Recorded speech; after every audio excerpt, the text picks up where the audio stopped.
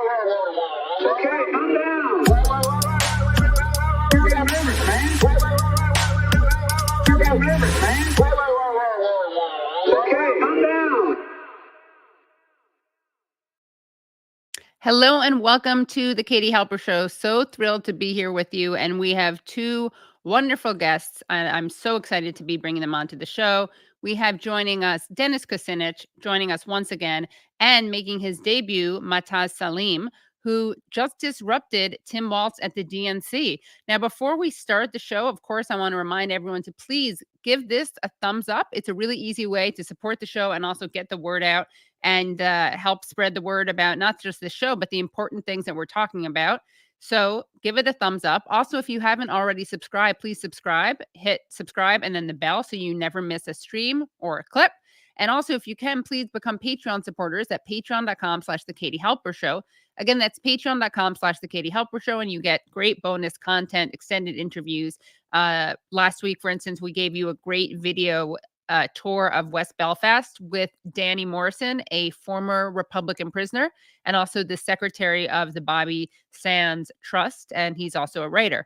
Apologies, by the way, I'm having very bad allergies, so if I sound a little bit weird, it's because of the allergies, although it could also be because I'm allergic to the DNC. I'll have to look into that.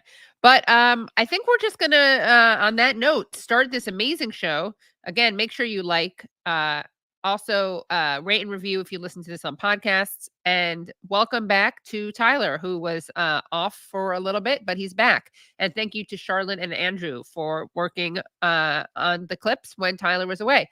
Okay, so we are bringing onto the show our first guest, and that is none other than, sorry, really bad allergies. None other than Dennis Kucinich, and he's been on the show before.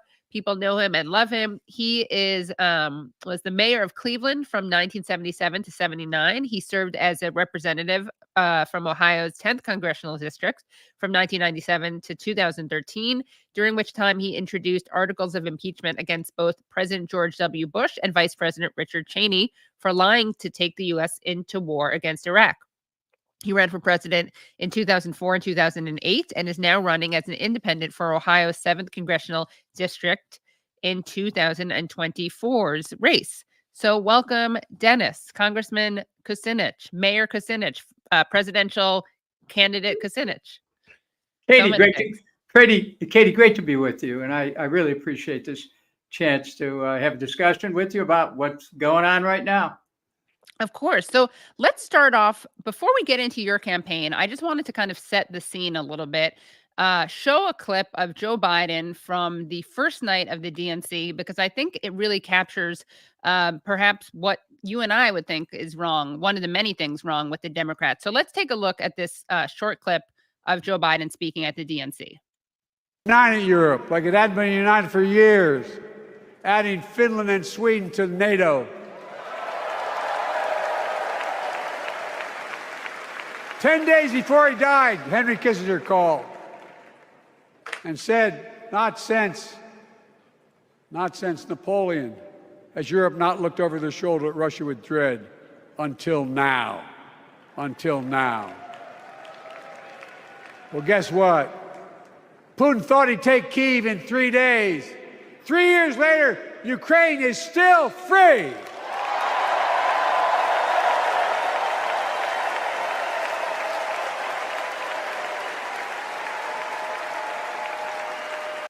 And I'll just summarize, in case that was hard to hear for anyone, I'm just going to summarize what was said. This is what Michael Tracy tweeted out when he tweeted out that clip.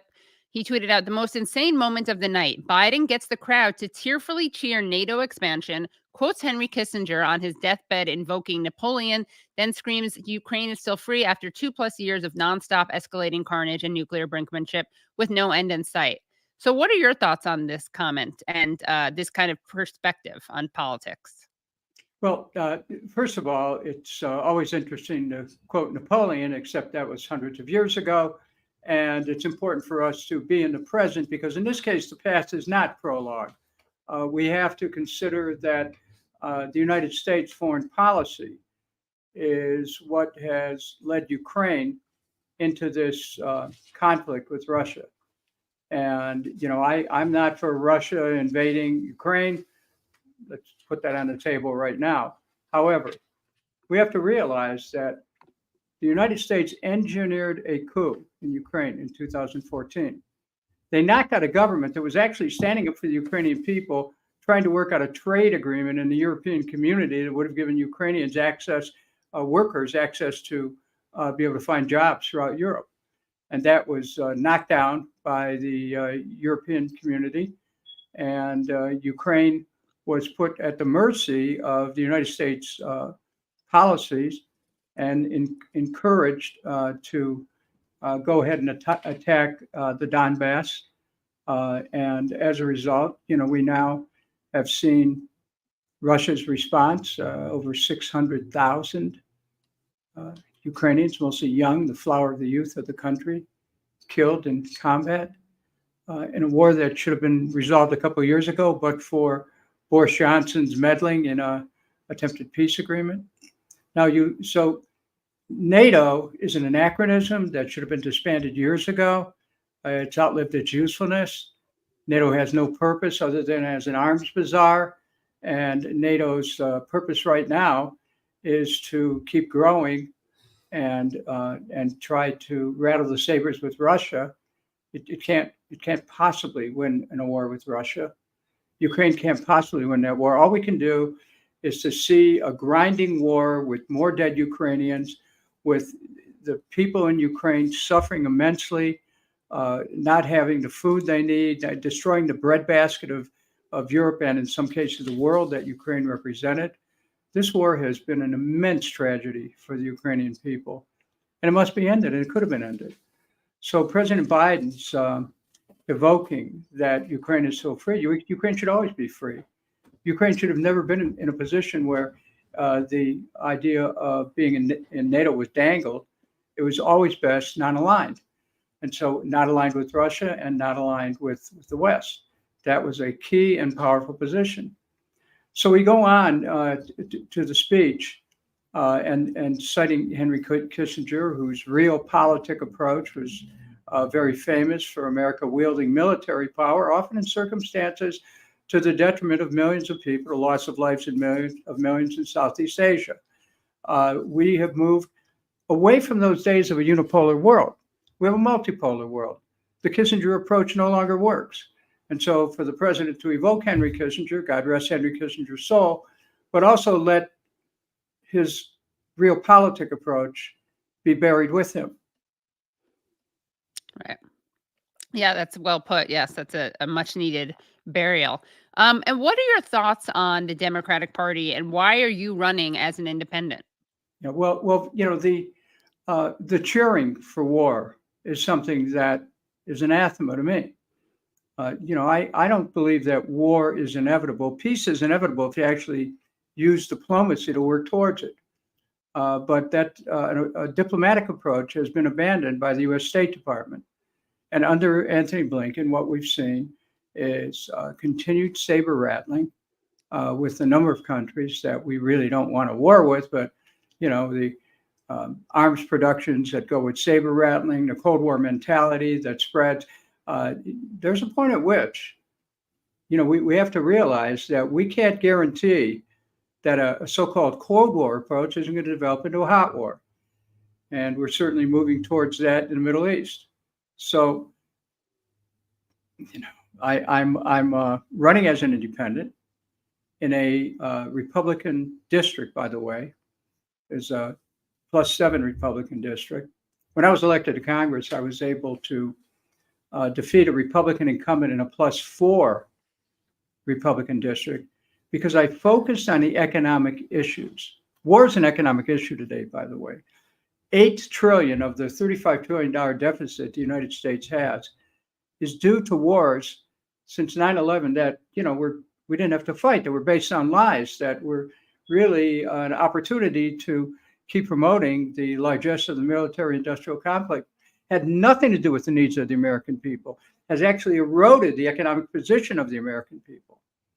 So as someone who opposes wars, I thought that it would be better for me to run as an independent, to be able to reach across the aisle, embrace my Democratic colleagues and Republican colleagues in the cause of peace, in the cause of cutting the deficit by eliminating the spending for war, in the cause of securing the border, the cause of stopping the spying that FISA has enabled to be writ large with the passage of the latest bill. I'm still me. My beliefs are the same, but I think that the party has strayed from the practical aspirations of the American people. And so I'm with the people.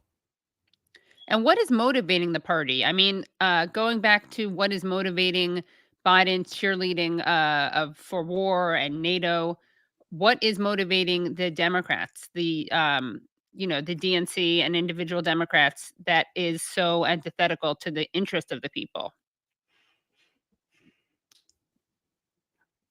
First of all, there are very few individuals in Congress who are challenging this groupthink about war. People in the Progressive Caucus wrote a letter trying to avoid further conflict with Russia over Ukraine, and they were slapped down for that. They just were asking for diplomacy to be part of it. They weren't even calling for an end to the war. Well, there you have it. And so as a result, what we saw demonstrated is that there is a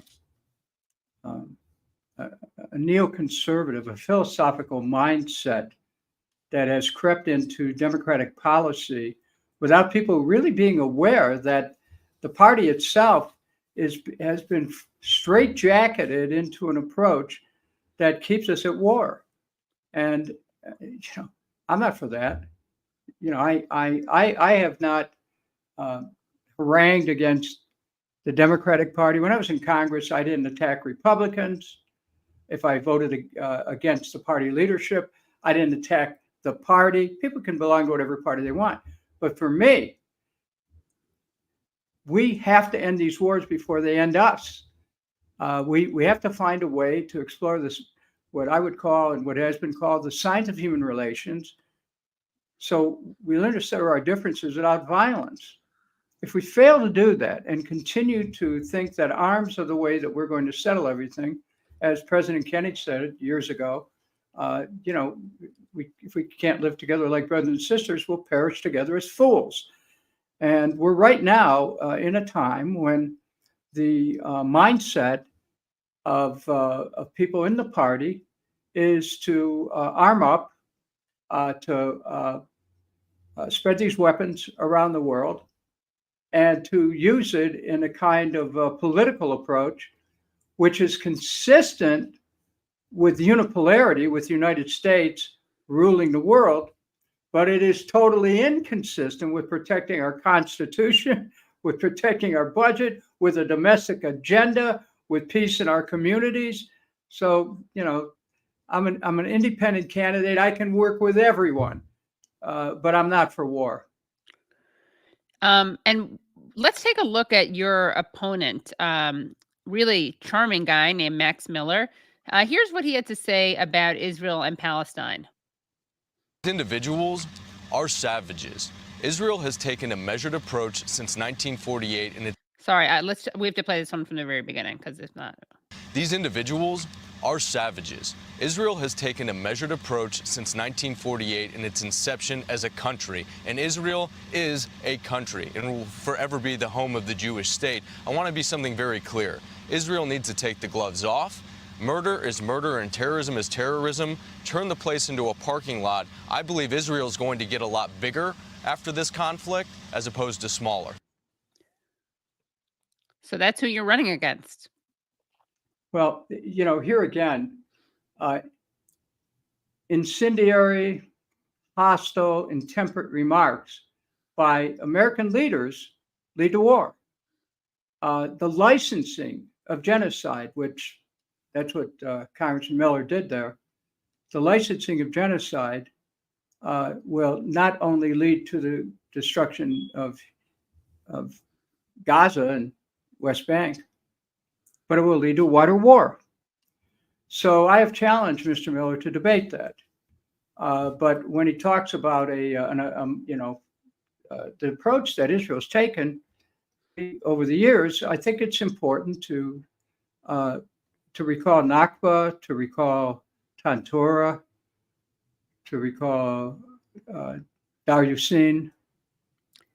These are all massacres for people who don't know, or bombing the King David Hotel.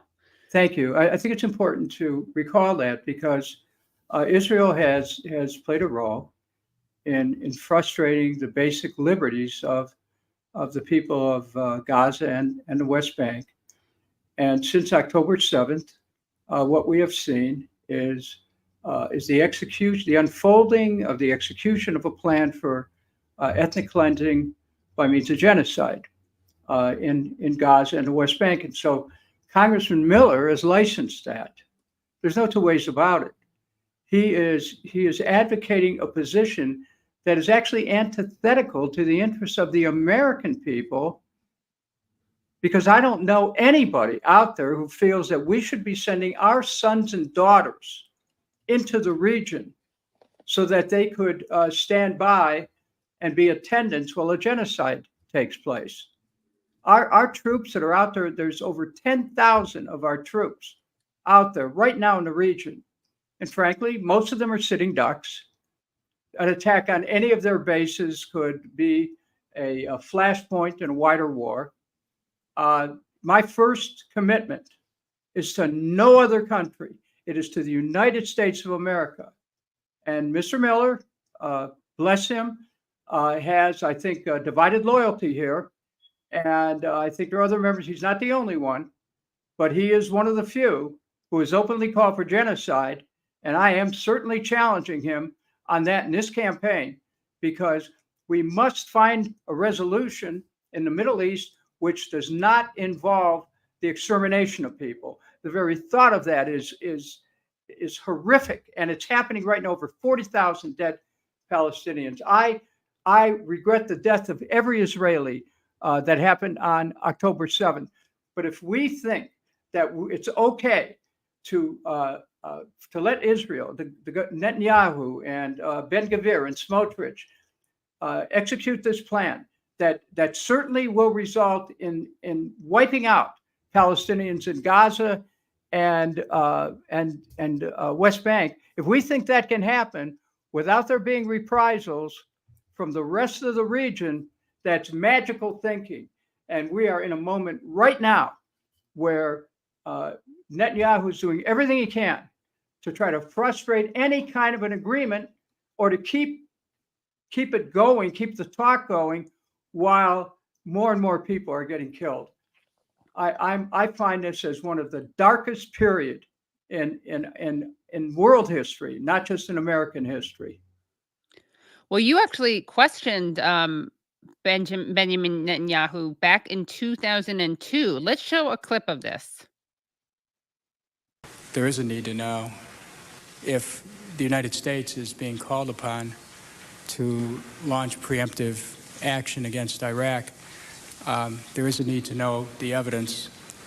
And just to set this up, this is when Bibi Netanyahu was urging a preemptive strike against Iraq and arguing that it was to protect not just America, but to protect Israel, right? And right before this, he had said something about not knowing all the details. Right. Okay, so here's...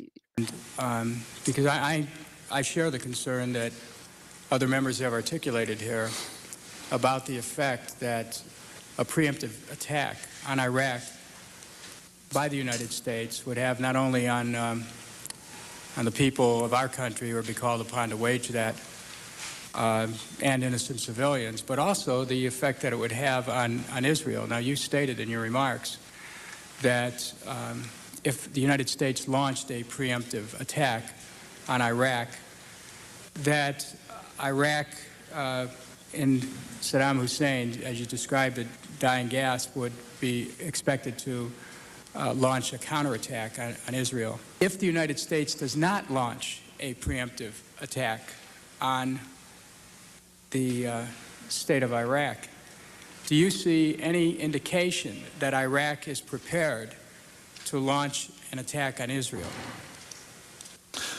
First of all, let me comment on when I said I don't need to know. I meant I don't need the detailed kind of detailed information that always involves, just by the nature of the information, some indication of sources. And I, for one, try to avoid that when I'm not in office.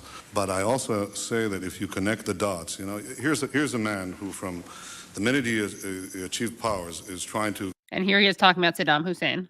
Create a nuclear weapon. 20 years ago, he's very close to producing it. He's foiled. He changes the technology to centrifuges that will prevent him being foiled again. Question I had, though, do you have any indication that Saddam Hussein is going to attack Israel? Oh, if he will attack Israel. Absent a preemptive launch by the United States. I think it's, I cannot tell you that he will attack Israel at a particular time. I think what you have to assume, and this is a fair assumption, that he doesn't have to necessarily directly attack Israel. What you can do, what these people do, for example, the Taliban regime didn't directly attack the United States. It harbored a terrorist group that did the job for them. And this is precisely the problem. The problem is you're not dealing with Iraq alone. You're dealing with a terror network. You're dealing with a system where you have proxies. We now live in a world where these regimes have proxies. You talk about a network of terror. Are there any other nations that you would recommend that the United States launch preemptive attacks upon at this point? First of all, are there other nations that are developing nuclear weapons? Yes. Should we launch any other preemptive attacks? First, let me say what they are, and then let me make a suggestion how to proceed. Thank you. The answer is categorically yes. The two nations that are vying, competing with each other, who will be the first to achieve nuclear weapons, is Iraq and Iran. So, the more things change. What was that experience like? And then we'll get into actually what this reveals. But well, you know, Bibi Netanyahu, now, you know, prime minister, and I have some mutual friends in the Cleveland area. We had a cordial discussion after that, in which I won't hold that against you. No, well, let me just tell you, I'll talk to anybody in the cause of peace.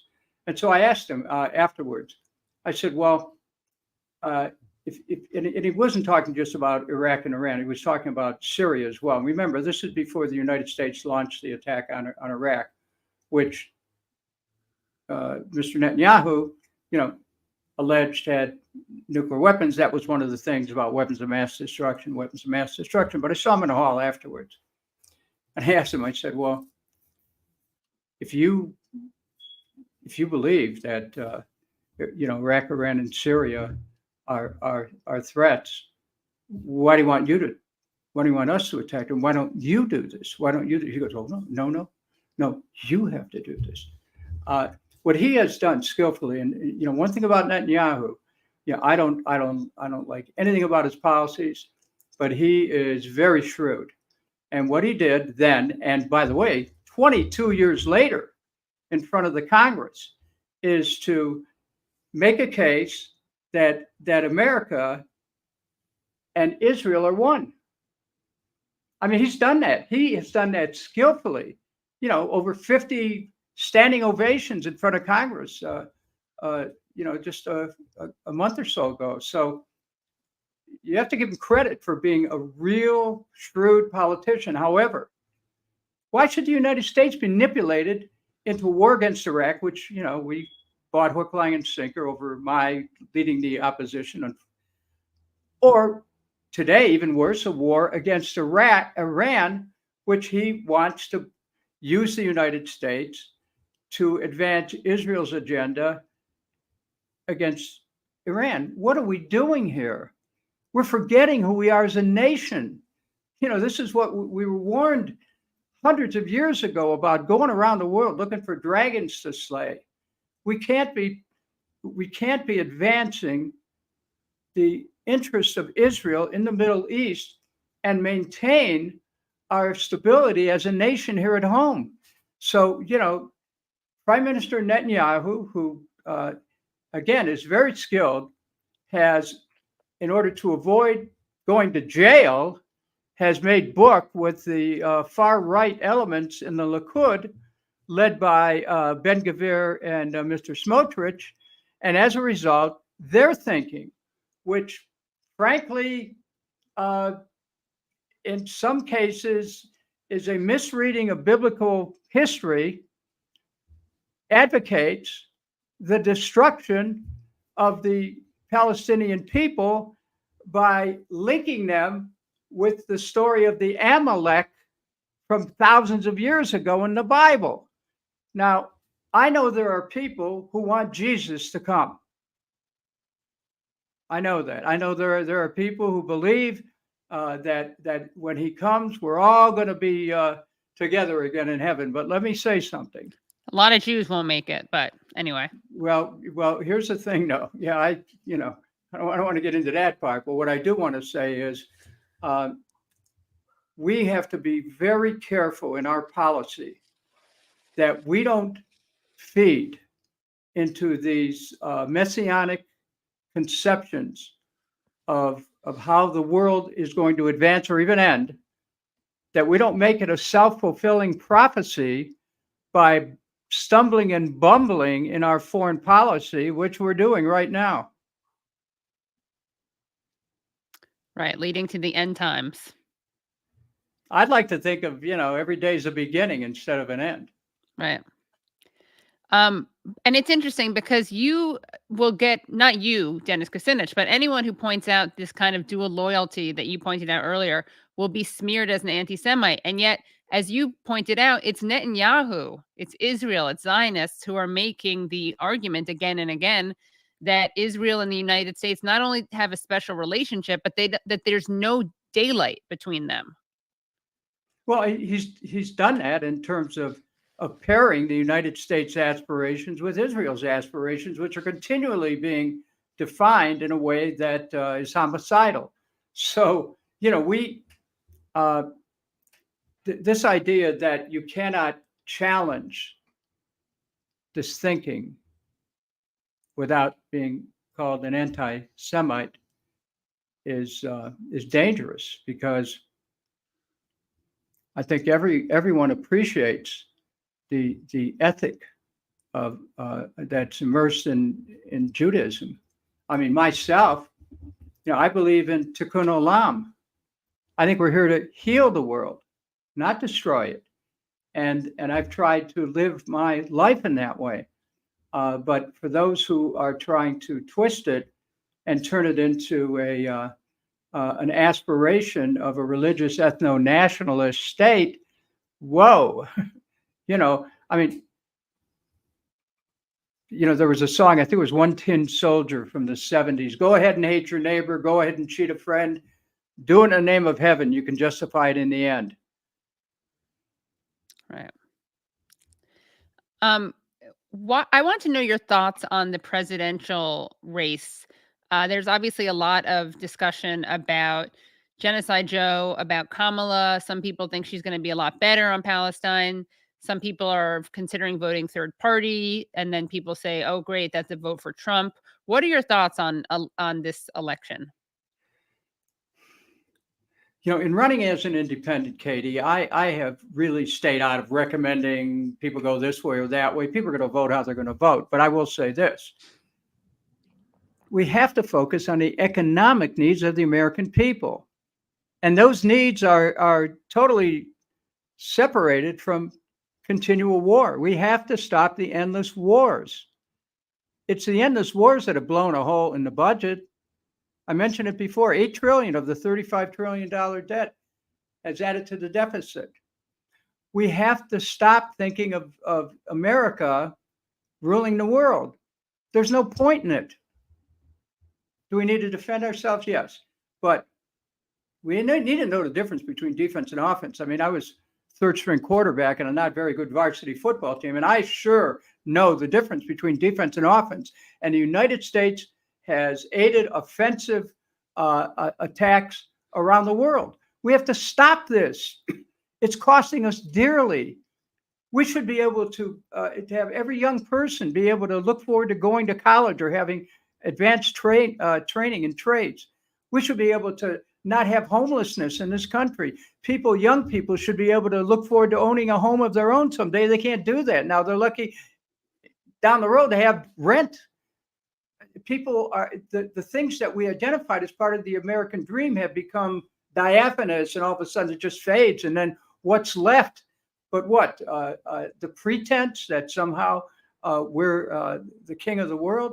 It's all vanity. We need to focus on rebuilding our basic industries, steel, automotive, aerospace, which help produce a middle class.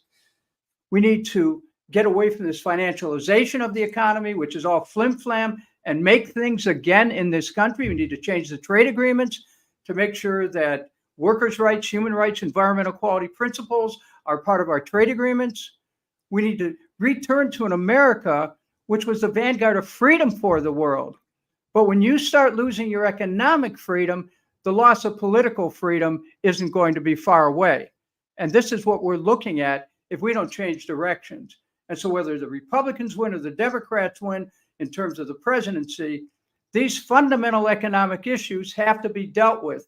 And the foreign policy issues that help circumscribe those economic issues have to be dealt with, or the United States is going to be in decline because of bad leadership. Well, speaking of freedom, can you talk about the spying under FISA that you referred to earlier in our discussion? Yes, I mean, what FISA has done is basically permit the United States government to be able to look into the affairs of individuals without a warrant. There are members of Congress who tried to amend the FISA bill to say, okay, you want to find out what a person's doing, get a warrant.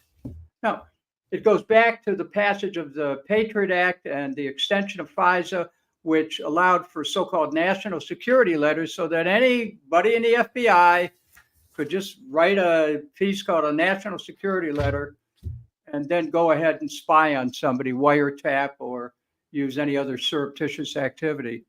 You know, to me, the Constitution of the United States needs to be held inviolate. Instead, what we're seeing is the right to be free of unreasonable search and seizure ripped up. The right to free speech torn up. I mean, when you see what's going on in campuses, how campuses, which should be the catalyst of ideas, the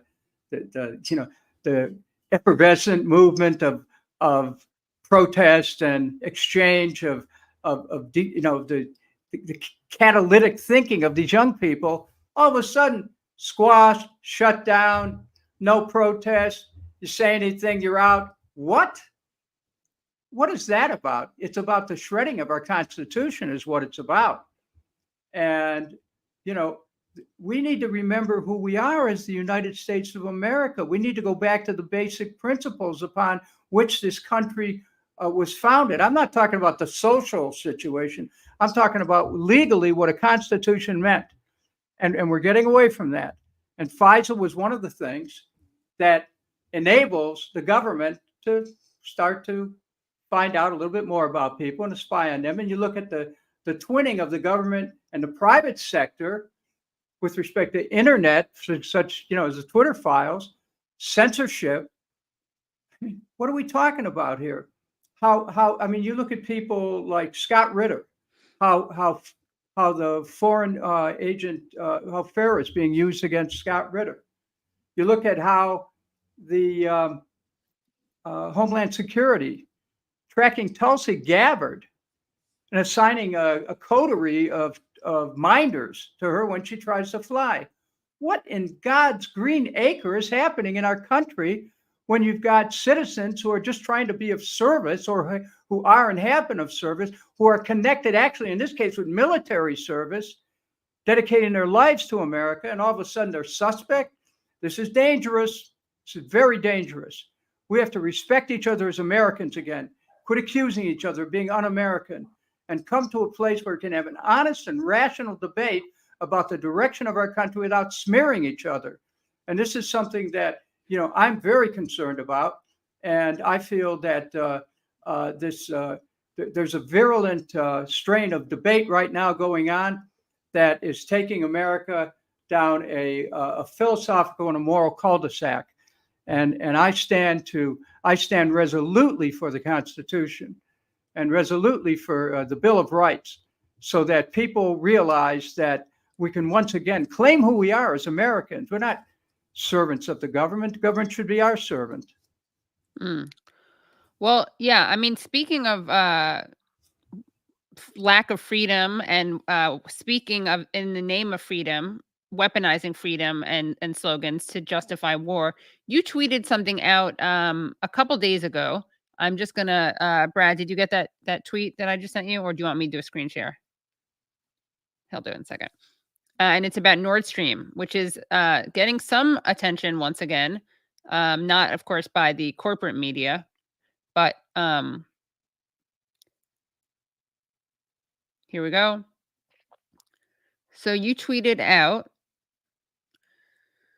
you quote tweeted something. Mario Naffel tweeted out, German MP, Ukraine must pay for damage to Nordstream pipelines. Alice Weidel has called for Ukraine to compensate Germany for the damage caused to its economy as a result of the attack. And you write, by the time the German government admits who really blew up the pipeline, they won't be the German government anymore. So can you elaborate on that? Look, the explosion of Nord Stream is being turned into kind of an international game of Clue. Like Zelensky did it with a six drug divers in a yacht.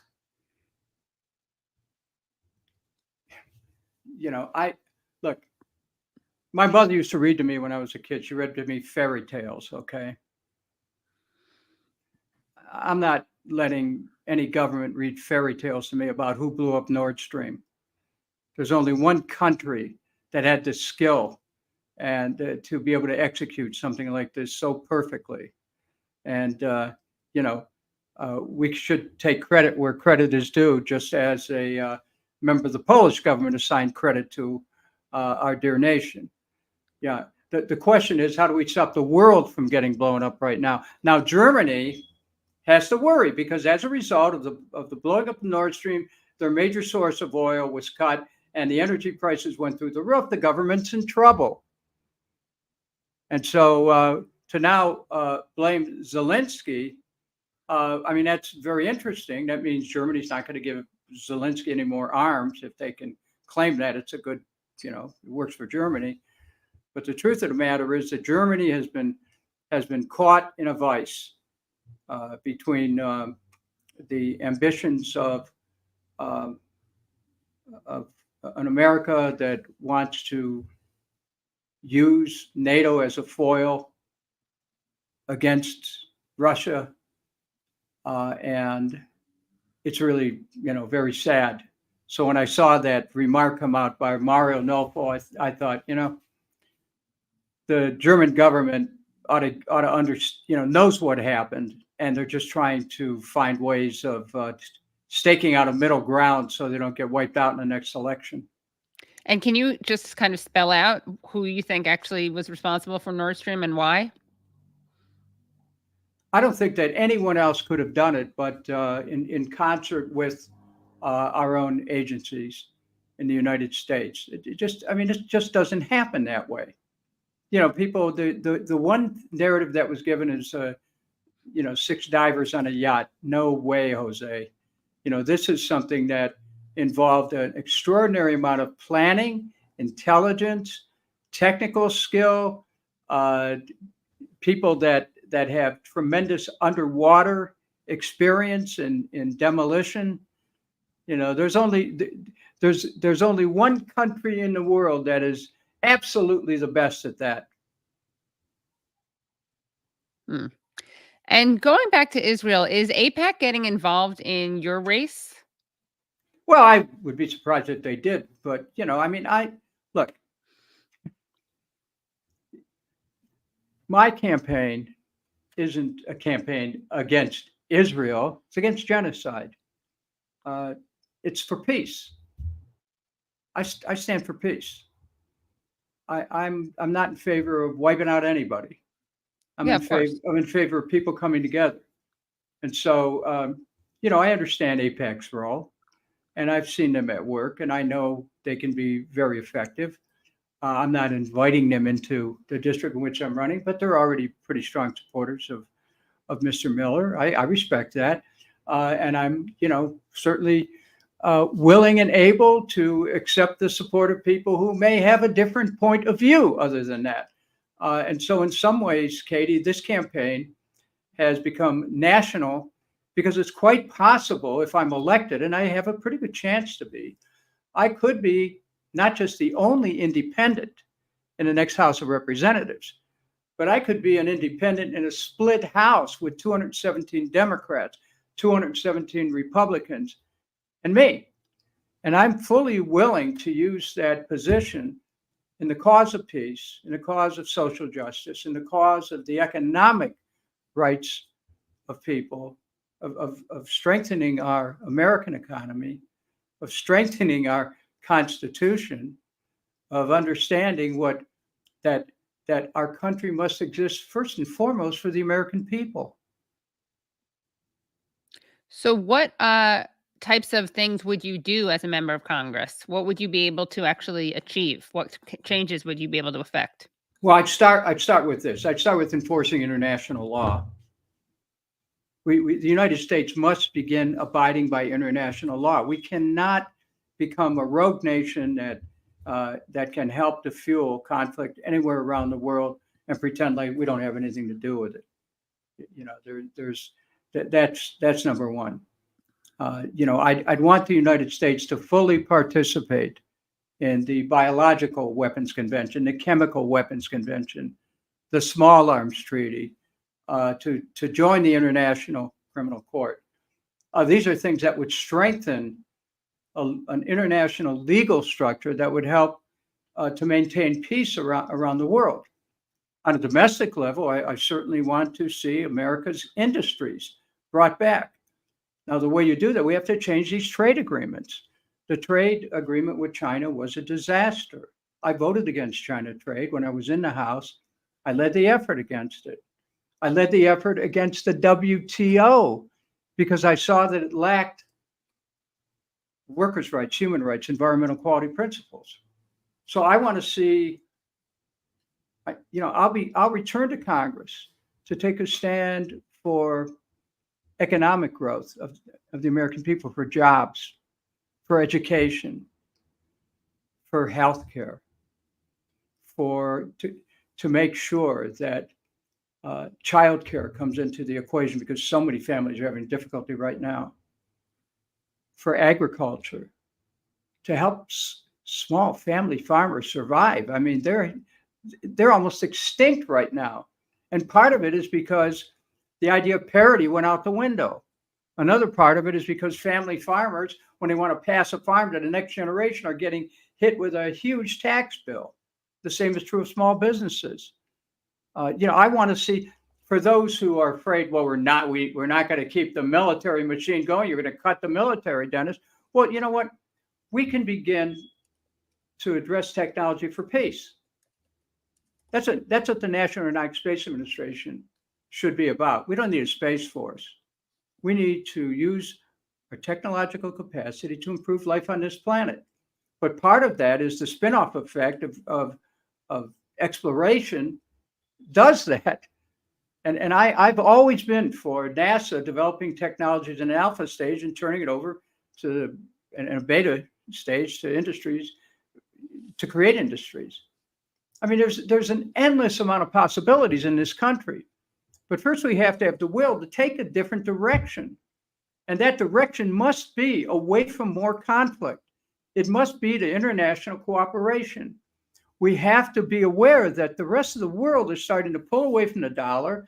If our dollar collapses as the international currency, we're looking at a loss of elasticity in our economy. And the things that enabled us to be able to grow are suddenly going to cause us to be in stasis as a nation. So it all inevitably ends up about economics.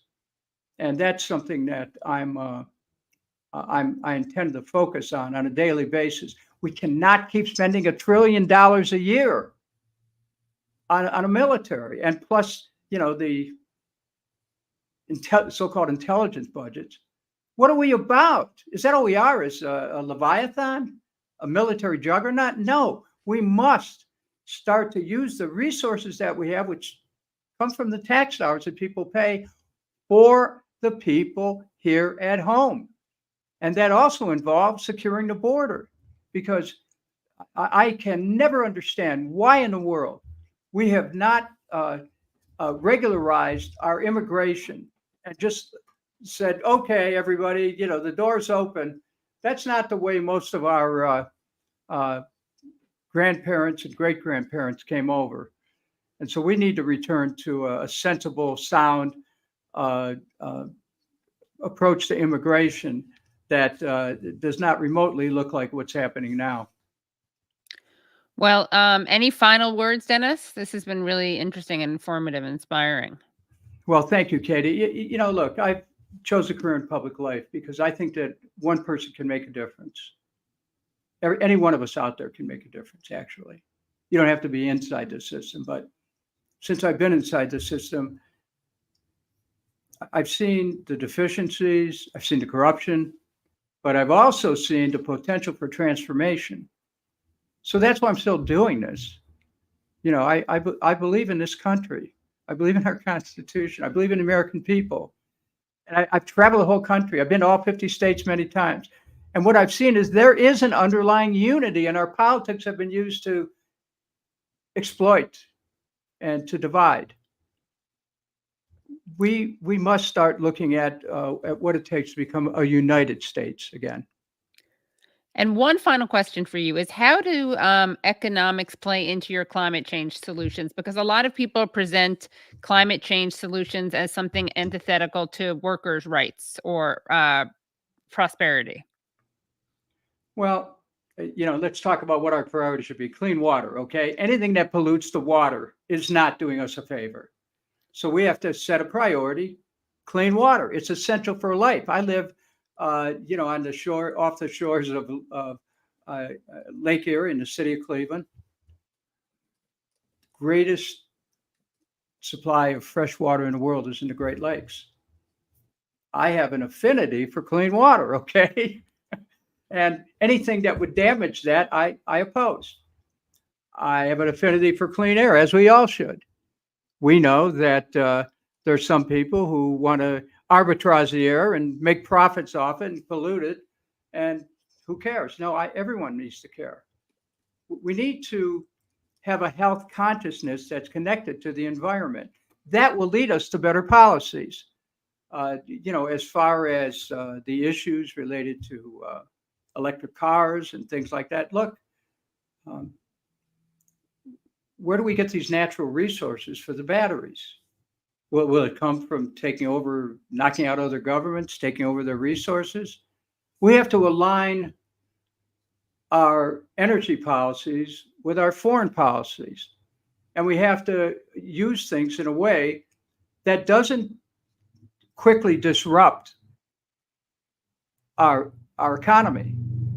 There is a way to move in a transition to take advantage of technologies, but it's not going to happen overnight. And this is where everyone has to be responsible. We're all stewards of the environment. We can't pretend that somebody else is going to do it. So, every one of us can do something every day. For my part, I'm a vegan for a lot of reasons. I don't preach it. I don't tell anybody else they have to do it, but I have a certain consciousnse that develops as a result of my own choices. Everyone has to do what they can to make this a better world. And so I've chose to go into government. I chose to stand again for Congress. We'll see how that works out. Anybody who's interested in helping, go to Kucinich.com and contact us any way you want to help. Thank you. But my commitment is I'm a citizen of the United States of America. I'm an American. I'm proud to be an American.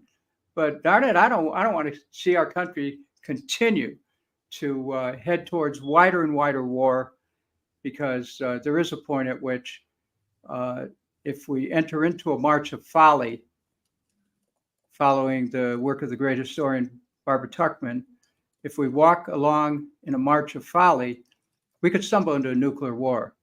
I don't say that out of fear. It's just, hey, people always think they have a better way to do things once they start using violence. But the truth is, violence only leads to more violence. And this is time we better stop it. Great. Well, thank you so much, Dennis. Thank you so much for joining us. Katie, thanks for this opportunity to be on your show. Thank you. Of course. Great. See you soon and good luck. Thank you. Bye.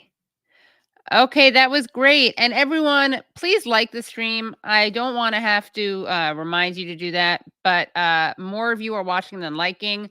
It's an effortless way to support the show and show your love. Let's get those numbers closer to each other. If you haven't already liked, please give a like.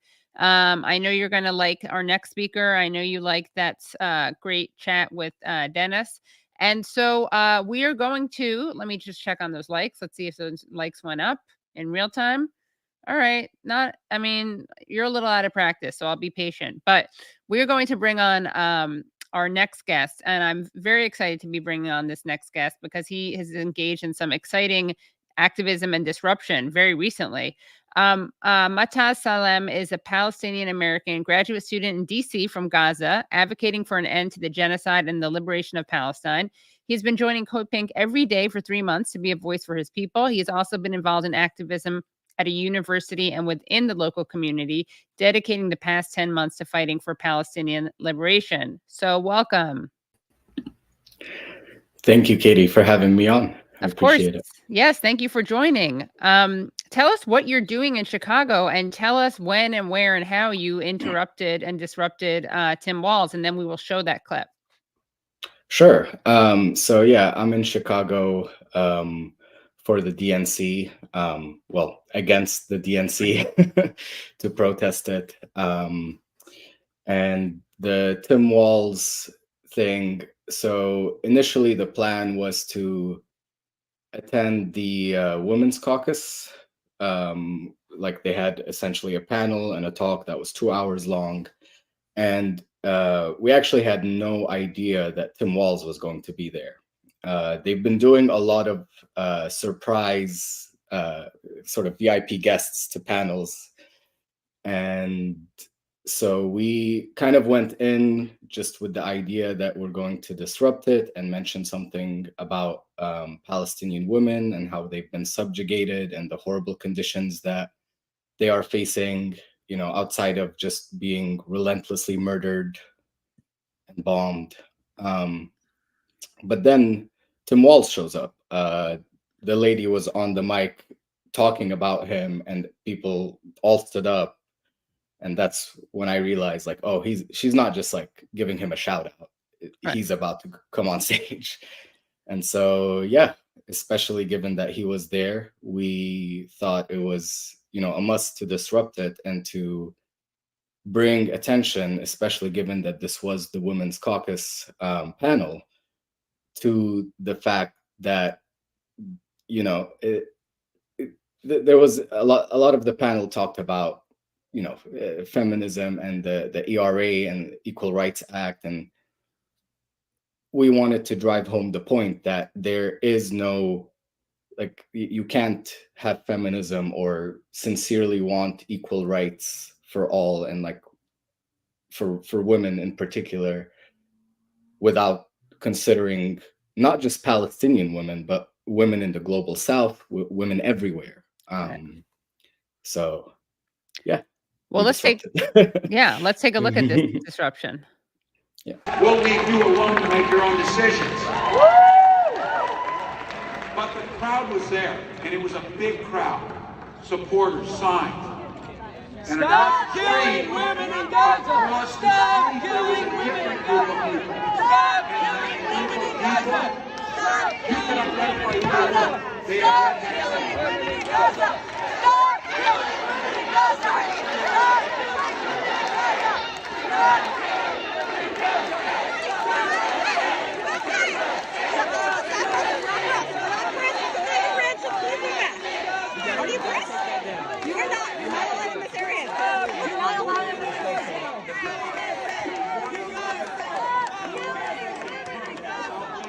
You can see the woman across the street wasn't with her. And she turned to me and she said, never forget. Stop killing women in Gaza! Stop killing women in Gaza! Gaza is a feminist issue! Gaza is a feminist issue! Over 40,000 Palestinians have been killed! Most of them are women and children. Palestine is a feminist issue. Arms embargo now. Palestine is a feminist issue. Arms embargo now. Arms embargo now. Democrats are hypocrites. Arms embargo There is no now. feminism without taking in Palestinian women. Palestine is a feminist issue. Over 40,000 people have been murdered in Israel with our tax dollar money. Hundreds of thousands Women and injured, children killed, buried starved. under the rubble. Palestine is a Women feminist issue. Shame Stop on killing Democrats. women in Gaza. Stop killing women in Gaza. Stop killing women in Gaza. Arms embargo now. Pregnant women are giving birth without anesthesia in Gaza. That should be a women's issue. Women dying by the scores in Gaza. That should be a women's issue. Why is the Democratic Party turning its back on a genocide that it is doing right now? The Democratic Party of my youth would never put up with this. They are We need to hypocrites. stop this. They don't We need to actually- stop it now. Caring The about Democrat women's Party- issues means caring about women's issues all over the world, including the global south, including Palestinian women. I've had one of my cousins who I was closest to was living in Gaza and was murdered by the Israeli state. If you care about feminism and about women's issues, the women of Palestine, the women of Gaza need to be taken into this equation. There is no feminism without protecting and defending the women of Gaza and the women of Palestine. Enough is enough. Palestine is a feminist issue. If we care about women's rights, about protecting rights for women in this country, we need to not be hypocritical. Palestine is a feminist. So thank you for that intervention. And yeah, I think that, one of the things that is important to remember is that women are being killed, and also for Democrats who claim to care so much about reproductive freedom. I mean, they are having babies in the streets. They don't have adequate medical treatment when they're delivering babies. They don't have enough anesthesia. So again, as you guys were pointing out, it's nice to chant for women's rights, but it's actually nicer if you actually care about them, for people even when they're living in Palestine or the global south. Yeah, exactly. And what was the reaction like? Well, you can hear it in the clip. The first reaction were chants of USA, USA. That's kind of been, even in other disruptions, that's been happening a lot more often. And so the last part of the video, when we kind of went out into the conference hall, there were a lot of people out there, and we were suddenly like mobbed by people and press, and we had a lot of hecklers, and essentially the only argument was like people were yelling, "So you want Trump to win? So you want Trump to win?" Nothing concrete, obviously, against like the actual like material points that we were making. Frantically, sure, but it was a high intensity situation. But it was just the chance of USA, and then like, "Oh, so you want Trump to win?" Right. And that was it. So jingoism or butt Trump. Yes. Those are the two options. Yes. Yeah. And I Yes. want to extend also my condolences. You've faced enormous loss and inconceivable loss, I think, for people who don't have family in Palestine, which you referred to in that clip. Can you tell us about what your family has endured in Palestine, and also if there are any like family members whose stories you want us to know about? Yeah.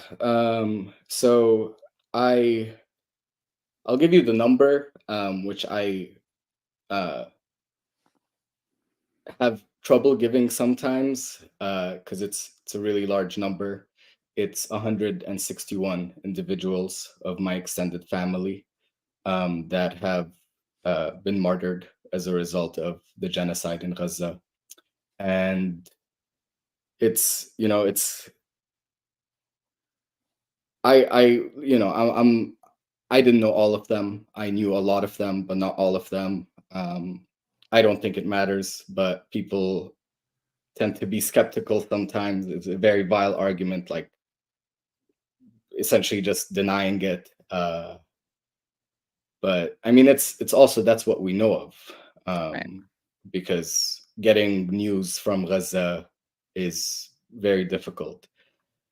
And so the cousin I was referring to there specifically, her name was Iman, and she was a mother of 4 and had recently, like, I think a year or 2 ago, graduated with an MBA, and was just like the sweetest, funniest person, and very, very accomplished. And in one airstrike, one missile, the entire family wiped out. So that is that is the reality of being from Gaza, or your family being from Gaza. And so most of my family, I have maybe one uncle who's still enduring in the central part in Deir al-Balah, but the rest have either been martyred, or they have been or they have escaped to Egypt. So yeah.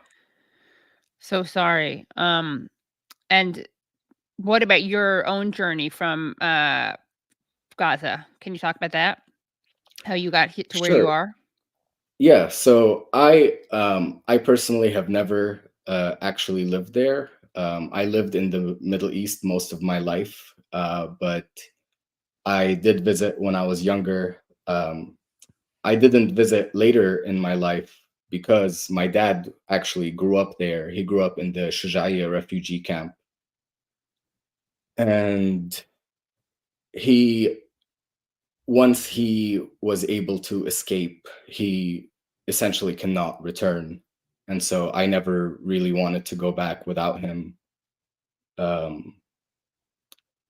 just because it felt wrong to, honestly. So I grew up most of my life in Kuwait. That's kind of like where a lot of Palestinians go, and because they were, the Cleansed. 1948, the Nakba, and so my family actually originally used to be based in Jaffa, but they moved south to Gaza after the Nakba. So yeah. And Sorry, keep going. no, I had nothing. But were you raised on stories about the Nakba? Did your parents talk about this? Was this part of your kind of growing up? Yeah, very much so. I mean, so my mom is actually from the south of Lebanon, which is kind of a crazy mix. It's like the two big fronts. Right. So I got a lot of stories, I mean, from the Lebanese side, from the Civil War, and a lot of stories from my dad about not just the Nakba, but life in Gaza as well.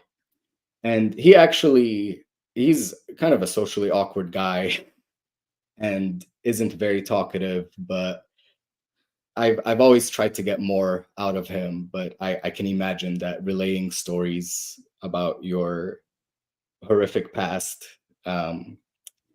which wasn't, not all the stories. Like, he's told me stories about his life in school there and stuff, which are, kind of more normal day-to-day things. But then he'd tell me stories of like being on the balcony in this 2-bedroom home with 9 siblings, and they would just have these IOF like platoons, troops, just kind of, because this was before they had left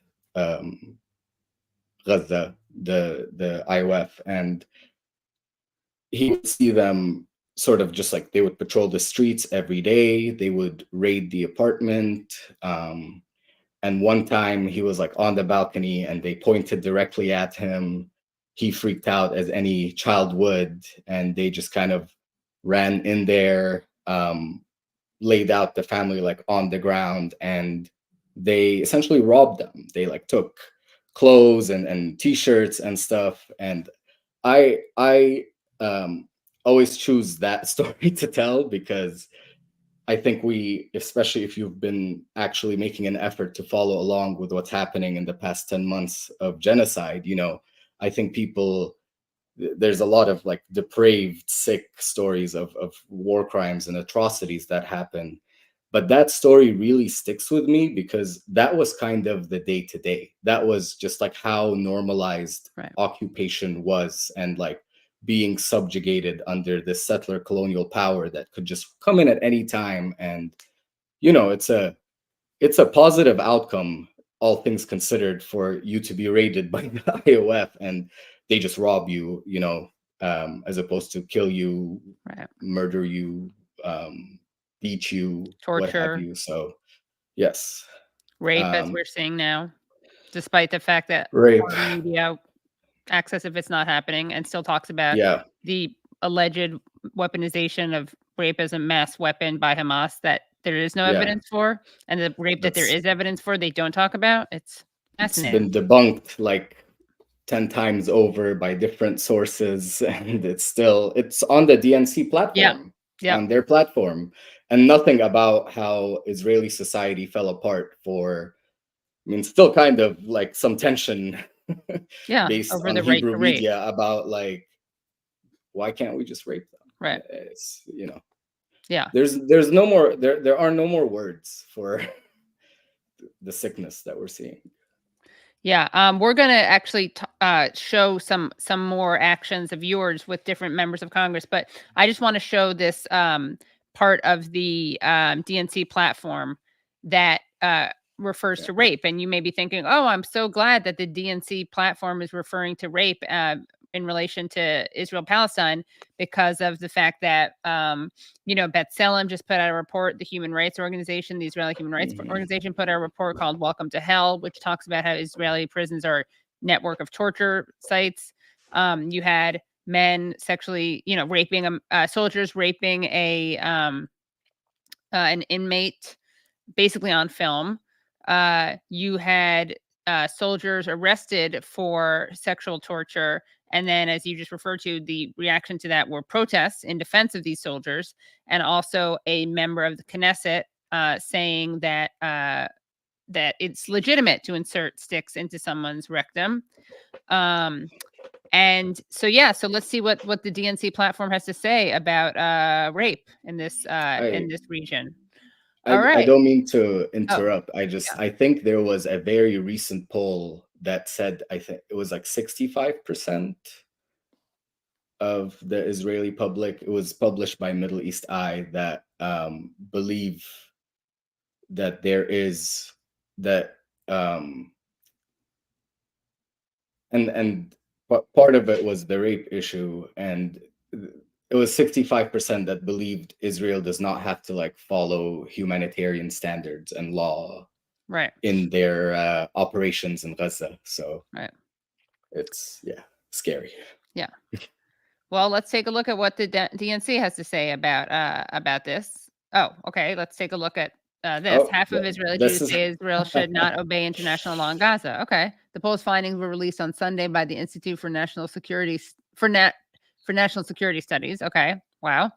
And let's take a look at how much the Democrats care about international law.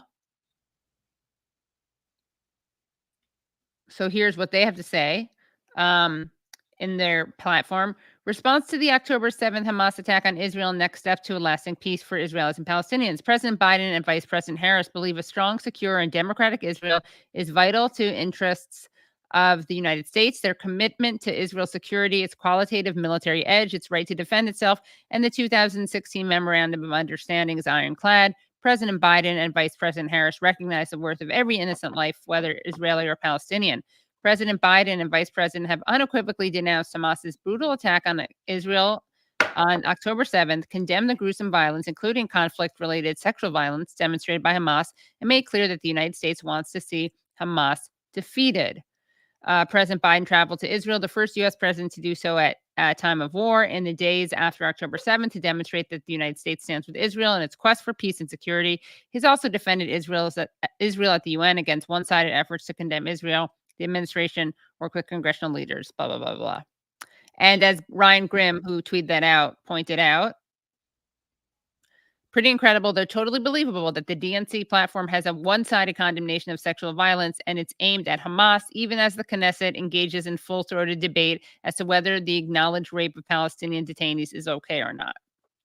So just another example of what you described rightly as hypocrisy. And speaking of Democratic hypocrisy, what are your thoughts on Kamala Harris and Tim Walz? I mean, you have a lot of people saying, "Oh, this is so great. This is she's working hard for a ceasefire." AOC said that during the convention. It's Genocide Joe. Well, he's bad on it, but Kamala's great. She'll be great. So you better vote for her. What's your response to that? What's my response? I'll say this to preface. I really wanted to believe. I mean, I started off my activism going to Congress and like confronting Congress people. And it initially started with even a hint of a hope that these are like sensible humans, maybe at least a few of them. That was your first mistake. Well, I grew up Palestinian and have seen my people bear the brunt of this horrific warmongering, like hawkish foreign policy that the US has. And still I gave them even the slightest chance to prove me wrong. And what I have found is that they're not only have they in the past 10 months of genocide not moved, they've sort of doubled, tripled, quadrupled down on their ironclad support for Israel and have continued to legitimize and justify Israel's actions, whether it be through the politicians, whether it be through like the mass media that is super propagandized. And above that, they invite Benjamin Netanyahu, who even like the Israeli public, not that the Israeli public gives a shit about Palestinians, excuse my French, but even they, like I saw a day or two ago where Blinken is acting as Netanyahu's lawyer, saying that that it's actually Hamas that's not accepting the ceasefire, and then like the point right under it was like Israeli officials were actually confused about what Blinken was saying, because it's actually Netanyahu that keeps adding these new sort of conditions that have made a ceasefire impossible. So to go back to the main point, like Kamala, Tim Walz, I personally don't have any hope of them doing anything tangible for Palestine, honestly, because even at this point, I mean, a ceasefire was 9.5 months ago. Right. Arms embargoes is, idyllic, optimistic. It's not going to happen. And they've made it very clear. I mean, Kamala's, I forget his position, but her national security advisor, I'm pretty sure, came out and said, like, we're going to keep supporting, like, there's no way we don't, that we're going to keep supporting Israel in its right to defend itself. And so the way I see it, I mean, Kamala and Trump, both especially as it pertains to Palestine and more generally as it pertains to this foreign policy that the US has, both of them are going to continue the imperialism, the imperialist extraction, the warmongering, the militarism, and the genocide. Both of them are have shown us that they are fully in support of what's happening to Gaza. and they'll both continue to also, outside of the foreign policy, both of them are going to crack down on any dissent that happens in this country the same way, because people always talk about how Trump is going to bring a fascist police state. If you've been out on the streets, you know it's already here. Could it get worse? Sure, it's already awful though. If you walk around Chicago, I mean, it's surreal. There's a cop around every corner. I'm not exaggerating. They are all over the place, patrolling the entire city. And above that, we've seen how the police have been brutalizing protesters, sort of more so with time as well. And then the last thing that's also happened recently is you have all these universities coming out, including the university I attend, that they have all these new rules where, they took the summer to reflect, maybe we shouldn't pepper spray and brutalize our students and send in cops to beat them. Instead, they just outright, they're banning encampments like the UC campuses, or they are having all these new rules and laws or laws of conduct, what have you, about not being able to set up tents, not being able to protest loudly, to sort of try and curb any dissent against a genocide. Yeah. It's interesting. So you probably know that Jill Stein had asked Noura Erakat to run with her. Noura Erakat, the amazing Palestinian human rights attorney and academic and activist. She had asked her to run with her, and as Noura revealed on Twitter, she declined because she wanted the Green Party to agree to withdraw from the race if the Harris campaign agreed to enact an arms embargo and push for a ceasefire. I'm just curious if you have any thoughts on that position. I do. I look up to Noura quite a bit, and her body of work, I think, speaks for itself. I was disappointed, honestly, because I just thought it was a strange stipulation to have, especially given what we've seen from Democrats, not just in the past 10 months as it pertains to Palestine, but always. I mean, it's even before the genocide. I mean, the genocide has brought it more into view in terms of like the mainstream public or what have you. But I thought it was weirdly trusting that, what my biggest fear, Katie, is that even if there were a permanent ceasefire,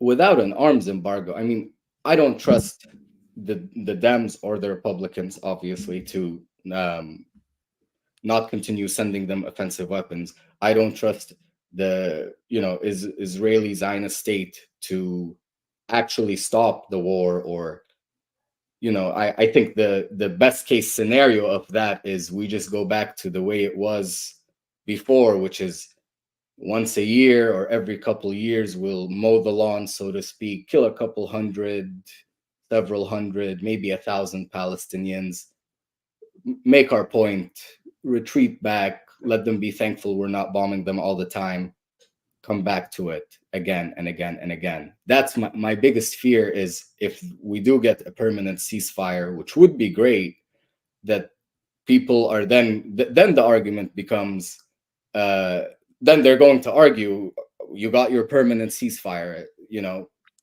these Palestinians are unreasonable, not to be reasoned with. And we're not even there. Like, the fact that we're not even there is a testament to just how vile the Democratic position has been as it pertains to Palestine. I mean, both them and the Republicans are just going to continue this imperial genocide, supporting their colony essentially in Israel, and not holding them even accountable for normalizing rape of Palestine. It's a freakish, vile status quo, and especially as a Palestinian, I mean, it's beyond the pale. It's gone way beyond the pale. And do you have a candidate that you are excited about? Let me guess, Kamala Harris? No, I'm just kidding. Sorry. Sorry, I couldn't help it. Yeah. I Are you mean, gonna write in? Are you gonna write in like me? Write in Hillary Clinton. I'm with her. I'm with her. Literal slay queen. She's going to really save us. She's had so much time away from the limelight. I'm sure she's been cooking up some Democracy like, plan. you thought Libya was bad, like, right? Exactly. Oh my God. Right. Honestly, I mean, Jill Stein's platform seems good.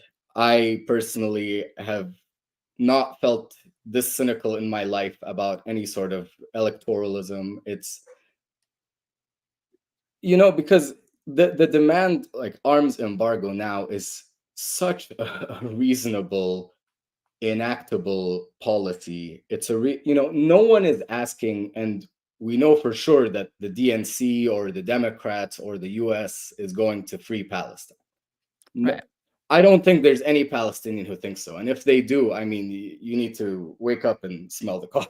Or give you what you're smoking or drinking or whatever. Yeah. Oh yeah, or that. Yeah. Yeah. I mean, that's one of the two. Yeah. whatever you need to cope. Yeah. But it's just a very reasonable, enactable policy measure to say, stop sending weapons that are directly going towards a genocide, towards murdering, carpet bombing, bodies piled up. I mean, how many decapitated heads are we going to have to see, or melted flesh? Like,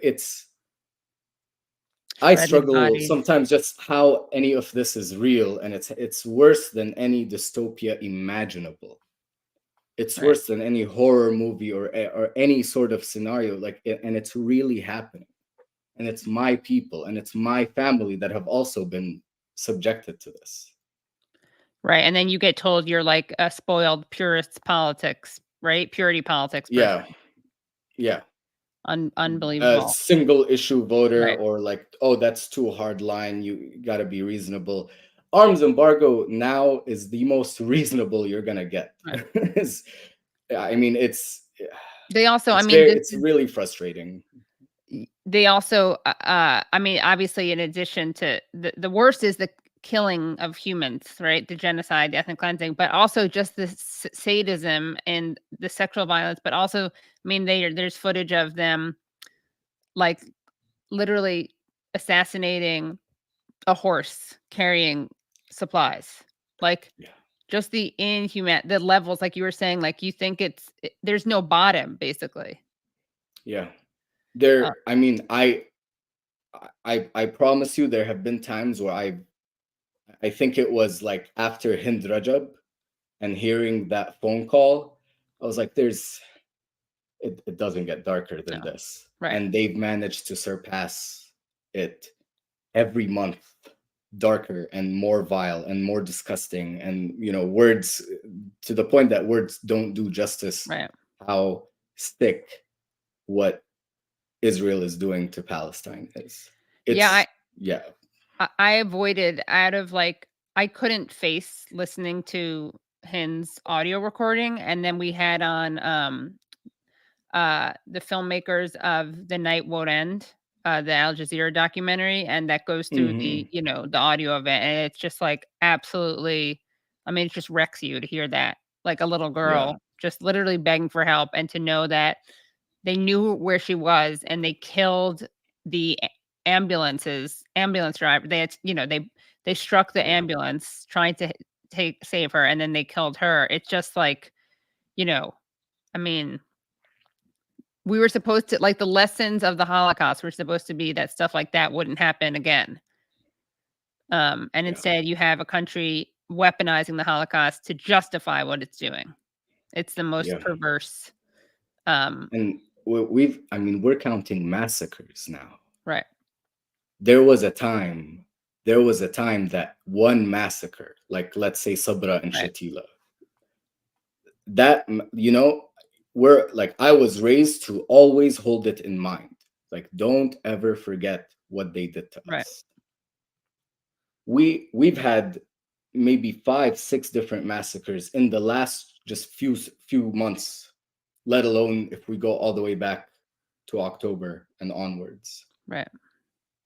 And it's just that the normalizing of it has become, even I struggle with it. I mean, it's it's like, okay, it's another massacre, and they murdered over 100 people. And look, there's a video you can watch, all their bodies piled up. Right. Not a single body is fully intact, Right. with all its limbs. You had reports from Palestinian media saying that even the guys who went in like struggled with the body collection process because it was just such a horrific scene. These are guys who have seen all that has come before. Right. Yeah. It's I mean, yeah, it's how do you stay like, what keeps you engaged given this? Like, are you ever tempted to just disengage and say it's too painful, nothing, it's pointless? Like, what keeps you going back to things like the DNC or protesting Congress? Or is it the fact that it's so horrific that like you have no other choice but to do something? That's kind of, I mean, the only time I feel any sort of peace is too strong a word, where I feel any sort of maybe respite from the onslaught of horrific news, and forget trying to grieve anything. Palestinians aren't given the luxury of grieving, and if it's when there's a lull between like a protest or some sort of action, or that's when I really feel at my worst, because I have deprioritized almost everything else in my life, sometimes to, my friends would say, too extreme an extent, because I think that's what it takes. I don't understand how that hasn't been like a common sense mass thing to do. I mean, I always remember Rachel Corrie said this in an email to her mom in 2003. She said, I think it's a good idea for everyone to drop everything and try to stop this. Yeah. In 2003. Right. And I will echo that statement. I mean, you got to do what you can. And this is why I try. It's like, coming into this interview, it's hard to talk about like the illusion of electoralism leading us anywhere, especially with Palestine, without maybe coming off as defeatist. But I think it's quite the contrary. I think the first step to really understanding what we're dealing with is realizing that this electoral idea, especially in this country, it's a facade. I mean, it's all US politics have been captured by segments of the US ruling class. They happen to compete on things, but it's all been captured by the ruling class. And anytime, like, having any sort of long-term movement that turns into power, that in electorally is almost impossible. And I don't have the answer for how to combat this, honestly, but they just co-opt it. They co-opt movements, and they absorb the pressure, and then they use their impeccable propaganda machine. I mean, ridiculously well structured, evil propaganda machine, like, the Jake Tapper types and the Dana Bash types, who will go, they're like celebrities in the public eye of, your median American, and they'll come out and just justify and spout like Zionist talking points, and people listen to them and they believe it. Right. And big in the rape, big propagators of the rape hoax, the Hamas rape hoax. Yes. Yeah. And I of haven't course, heard them nothing say anything about this. Right. The actual documented rape. Right. Yes. I wanted to play some more clips of the DNC, and then I want to play some clips of you. So these don't feature you that I could tell at least, but here's one of, I'm just going to say, because it's kind of hard to see, to make it out. But here we're going to see a woman in a hijab who's lightly kind of, but still significant, hit on the head by a delegate. She's a protester, and she's protesting about Palestine. And let's see how this delegate responds.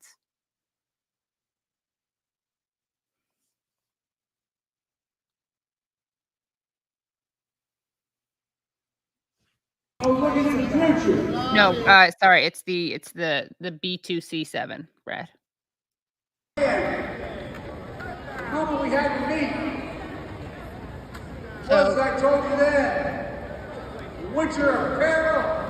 it's hard to make out, but if you go back to the beginning, Brad, just so people can watch, you're going to see it's a guy hitting a woman who's wearing hijab, hitting her on the head with a sign. Let's just watch it again. The couple opening. Yeah. So there's the Democrats. That's a delegate. And then let's show another clip, B26C6, please, Brad.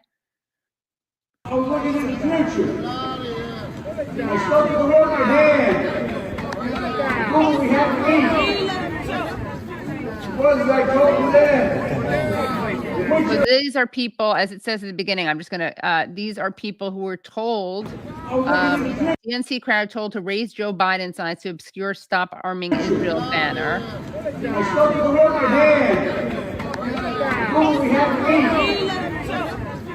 What did I told you then? We're in the grip then. Winter apparel and possibility. Everybody signs up, please. Thank you. We're in the grip. Once in a century pandemic. Historic joblessness. And someone grabs the sign, Free Palestine sign. Security person grabs the sign.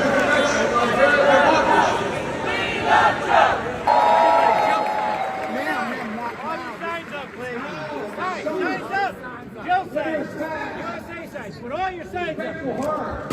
Signs up. Pass them down. It's August night. Pass them down. Pass them down. Everybody, pass your signs up.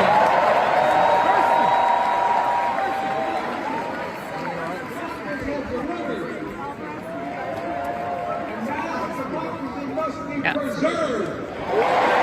I should have. I mean, yeah, this doesn't even look that bad after seeing someone hit with a sign. As Hannah points out, yeah, democracy in action. But I mean, going back to the first clip of the guy hitting the woman with the sign, can you imagine if someone with a yarmulke had that happen to them with the protest sign? Like the articles, the headlines about anti-Semitism, about Jewish safety. And I only saw this on Twitter. I didn't see a Newsweek piece on this. Yeah. There would be like a meltdown in the media, and the DNC would be scrambled up. Right. Yeah. So that's how they deal with it. Like either hitting someone or covering it up. Like what a metaphor, literally covering up protest with, like covering up the truth with Joe Biden signs. And then the guy who was at the helm of this genocide still is. Right. We forget that he still is. Right. Yep. Yeah. It's disgusting. And then like the girl who said she was stabbed in the eye, she got on Piers Morgan. So Piers Morgan, hey, if you're watching, I know you love the show, please have that woman who was wearing the hijab, who was hit on the head by a sign. Make sure you have her on your show. And let's show some of your really brave interactions that you've had with various powerful people. So first we're going to see you with actually, let's save that one. Let's start with Secretary of Defense Lloyd Austin in April. Stop the genocide in Gaza. Stop the genocide in Gaza. is a hearing with the Secretary of Defense, Lloyd. And this is, of course, Medea Benjamin of Code Pink, and you've been working with Code Pink, and they're great. Austin, and we are here obviously to say stop the complicity, stop the sending of weapons, stop the sharing of intelligence that is killing so many innocent people. Just stop the blood on your hands. The blood on your hands. Stop the madness. And we're here to tell the Secretary that the blood is on his hands. Brad, use this. Okay, great. Keep going. Sorry, keep going. Yeah, we want to show then. Stop the genocide in Gaza. Stop the genocide in Gaza. Stop the genocide in Gaza. Killing my people in Gaza. And this is you. Killing my people in Gaza. You're responsible for this genocide. Killed over 100 members of my family. Enough is enough. How many children have to die? How many children have to die for you to be satisfied? Enough killing my people. Enough. Stop bombing Gaza. Stop funding Israel. I've lost over 100 members of my family in Gaza. It's insane that over 6 months later, they're still talking about what to do in order to stop the conflict in the region when it's very clear we need a permanent ceasefire, an end to the occupation, and a free Palestine so people can live in dignity and so that people can just live. They've killed so many people, over 30,000, over 100 of my own family, and enough is enough. So, did you get any eye contact from Lloyd Austin? No. Okay. Yeah. But we've disrupted Lloyd Austin a lot, and I think the last time we did it, there's so many videos, but I think I was just like yelling like you're a liar, like everything that you're saying is a lie. And yeah, I mean I wanted to make just a quick point because this video is from like 3-4 months ago now. Maybe. Yeah, it's from April. It's from April, yeah. Yeah. Wow. And you know, it's just a testament to like it's just gotten worse since then, and at that point it was already horrible. And the comment I wanted to make was just that it was the 30,000 number then, and then almost 3+ months later we're apparently only at 40,000. I mean, I said over, I think it was like 34, 35,000 at this point. This 40,000 number is, I think, the most sinister, evil like piece of propaganda that the US, along with Israel and like the Western media generally, has been able to sustain, because I would bet everything. I mean, even like the Lancet projected the 186,000 minimum. People talk about, oh, is it forward facing? Is it taking into? I will bet everything that it's way more than 40,000. Yeah. And the fact that even the Ministry of Health like legitimately can't count, and there's so many people under the rubble, and they even made it, they attempted at least, and it kind of worked, for people to like mistrust that number, Hamas run health ministry, whatever. Right. And even that number is just, there's no way. There's absolutely no way. It's way more than that. And it's, I don't want to just guess out there, but even if you look at the Lancet projection as like forward facing or whatever, we know that at least like 200,000 people are going to eventually be killed, or if not, have already been killed. If not by bombs, then by starvation, by polio, potentially. I mean, it's ridiculous. So evil. So much. Yeah, so Yeah. evil. Then we have you with this guy is a gem. Republican, this is B2C2 Brad. Republican Chuck Fleischmann of Tennessee. Palestinians, I will never support them. Why do you support the genocide and all of the war crimes and collective punishment? Are you concerned Let about me all the make it. children? Let me make dying it in clear. Gaza? Let me make it clear. Israel is our ally. Will always be our ally. Even if they commit war and they crimes, are not even guilty with- of genocide. Say it. And I Why? will support Israel forever. You will. Israel will stay your ally even though they commit Israel will be genocide. my- Even That's that, your term. Even Can when you they kill That is explain- your even term. when they kill 30,000 What kids, they that is a did to the statistic. Israeli That's a people statistic. on October. Let me tell you a statistic. Yeah, please. Israel will exist. The Jewish state will exist. That's not a It will always statistic. exist, That's not what we're- and that is for That God has absolutely to do nothing and to do with what we're decide. saying. And Guys, do you know that that statistic about Israel will exist? I will You are a always support supporter of Israel. genocide, sir. You're I will supporting always the murder support of Israel, little children. and you can tell the Palestinians I will I never am a support Palestinian them. myself. Then I'm I will a tell then you, say I it to will my never face. support you. Yeah? I will tell you to your And face. you want my my cousins Goodbye to to die. Palestine. Goodbye I will to support Palestine. Israel. Goodbye to Goodbye to Palestine. Palestine. We will support Israel forever. So No. you are I will comfortable. always Just support Israel. FYI, this guy just said goodbye Always to support Palestine. Yes. Israel. So you just said goodbye to Palestine. So you are Goodbye. saying you are comfortable with the murder of thousands of children. The Jewish people will never You are suffer not again answering the question. under Palestinian terrorism, under Hamas, under Hezbollah. What about Israel will be secure 30,000 forever. innocent God civilians? bless Israel forever. Thank You you want for to wipe Palestine off the earth, yeah? God Yes? bless Yeah. Israel forever. So that guy, I mean, it's almost refreshing, right? He's just like so openly racist. Like he doesn't try to sanitize it, you know? Yes. Um, That was, mind you, maybe my like second or third week wow. regularly going to Congress. And honestly, I look back at it, as horrible as what he was saying. I look back at it, I'm like, at least he was honest.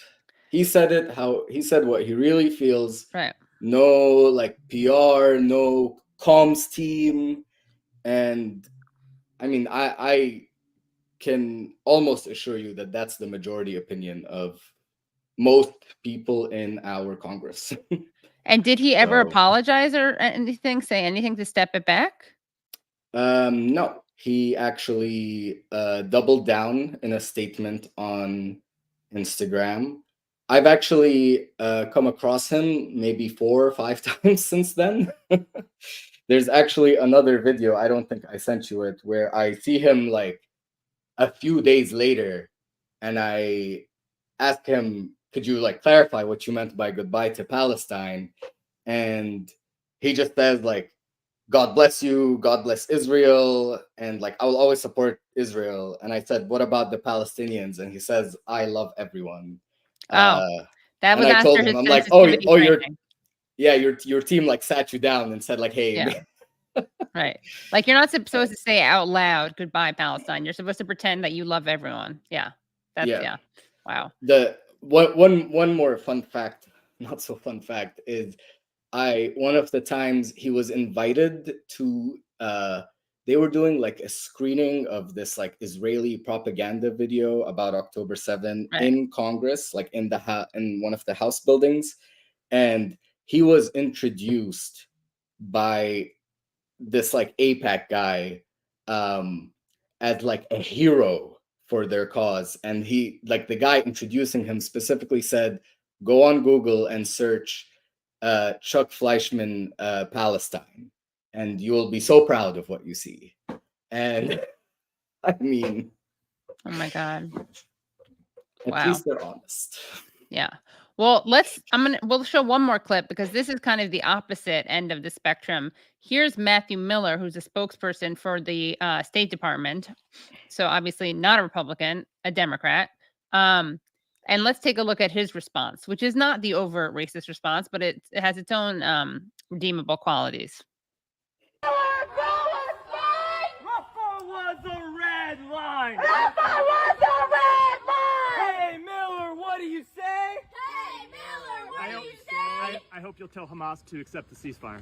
It was Hamas's How many deal. lies? You're a liar. Matthew Miller, you're a liar. Yeah. Right. I love that response. So I promise you, Katie, that it was several of us there. When he delivered that line, he like his eyes go directly at me. Really? He's like, you're in he's just direct like, "What's that contact with mean?" Hamas. Let me text the group chat. Right. Exactly. I'm Yeah. kidding. That's Your Telegram. Get on Telegram. it's Yeah. really just, I mean, the anti-Palestinian racism that's like deeply connected to the Islamophobia that already has been normalized in this country is now being hyper normalized. It's just like you can say goodbye to Palestine and nothing happens to you. You could say I mean, Brian Mast has made like a whole career out of being just horrible towards saying horrible things about Palestinians, like they deserved to be bombed, like the kids. He said something about even the children, you know, they're going to grow up to be terrorists. So like justifying their slaughter as well. Yeah, and even the Democrats are on board with this racism. It's just been like the most normalized racism in this country. Yeah, totally normalized racism. Yeah. I mean, goodbye, Palestine. I will never support Palestine. The things that even as someone as racist as that guy is, he'd know if it were not Palestinians, he'd know not to say that out loud. Yeah. And then I just want to show one final clip, which is this very talked about AOC clip to get your response to that. Going back, sorry to bring everyone back to the DNC, but let's just take a look at this clip that the Harris campaign has turned into a viral TikTok, just capturing this moment. But let's take a look at what AOC said, and remember that she actually did have the I don't know, I'd say courage, the truth telling ability to say in March that what was happening in Gaza was an unfolding genocide. And now let's hear what she has to say about Kamala Harris at the DNC. Brad, did I send that to you? Sorry. She is working tirelessly to secure a ceasefire in Gaza and bringing hostages home.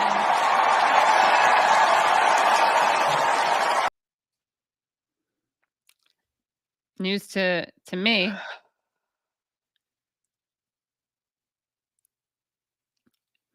It's AOC is just sad.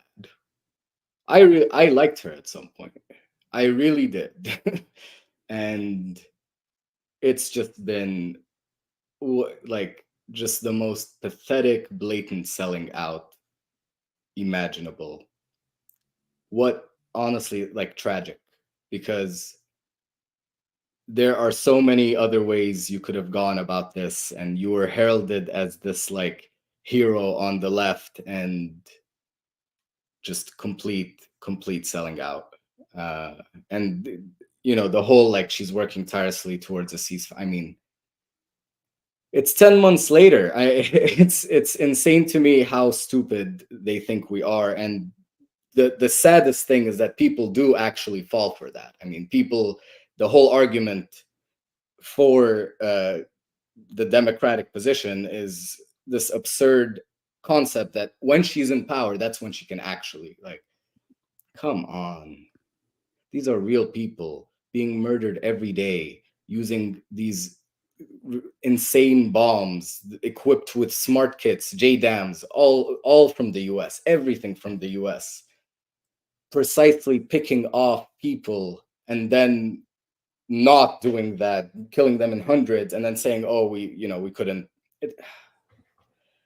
And then you're going to come out here and say she's working tirelessly towards a ceasefire. I think at another point she said, like, thank you, Joe, for like your service, or horrific, absolutely horrific, and a spit in the face of everyone, not just Palestinian, but anyone with a conscience, with a heart, who understands the Palestinian issue and the issue of Palestinian liberation. I mean, what an insult, honestly. Yeah. Well, thank you so much. Any final words? I mean, I'm so grateful for you for talking to us. This has been so amazing. And you've been so generous with your time. Yeah. Again, thank you for having me on. My final words would just be to echo what Rachel Corrie said in 2003, 21 years ago. I think every one of us should make an effort. I mean, I know it's more nuanced person to person, I understand, but everyone should be maximally trying to do something to bring an end to this. It's a modern day genocide, live streamed every day. Please don't be numb to it. Don't let it normalize, even if it helps you cope. We need to stop this. We need to stop this, and we need to have a free and liberated Palestine in order for it to stop. Otherwise, they will continue even if there is a ceasefire, even if there is, they will continue, because that is entirely what the settler colonial project is about. It's about taking over that land, subjugating whatever population stays. And I think it was Smotrich who said, we'd like to starve them, but the world won't let us. He said, I think it is moral for us to starve them, but the world won't let us. Listen to them. Just listen to them and understand what they are all about. And you will want Palestinian liberation too. But we need to. I think it is a good idea to drop everything and bring an end and do something to stop this. That's what Rachel Corrie said. Right. And of course, if people don't know, this is a woman who was killed trying to protect a Palestinian home from demolition. Yeah. Well, Jean wants to know, how can we support you financially? I guess people want to. Oh, that's so sweet. Yeah. I haven't even thought of that. I mean, if people want to, that's very kind. I would never ask for that. I could give my Venmo name. And then final question from me is what you're doing as a graduate student. But yeah. So I'm so sorry. I'm just trying to find. We can also put, if you want.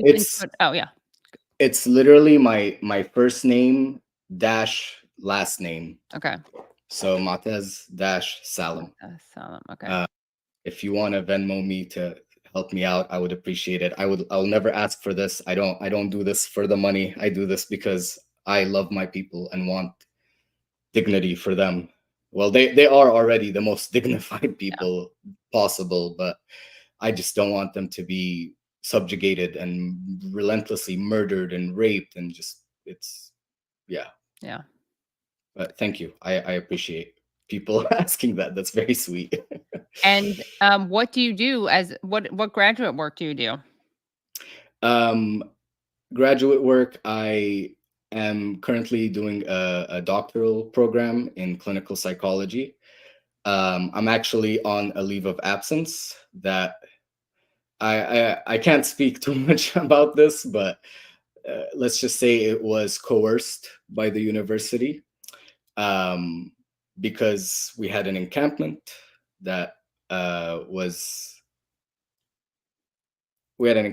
and I had already dealt with a lot of issues in my program with the complaints from Zionists in my cohort, and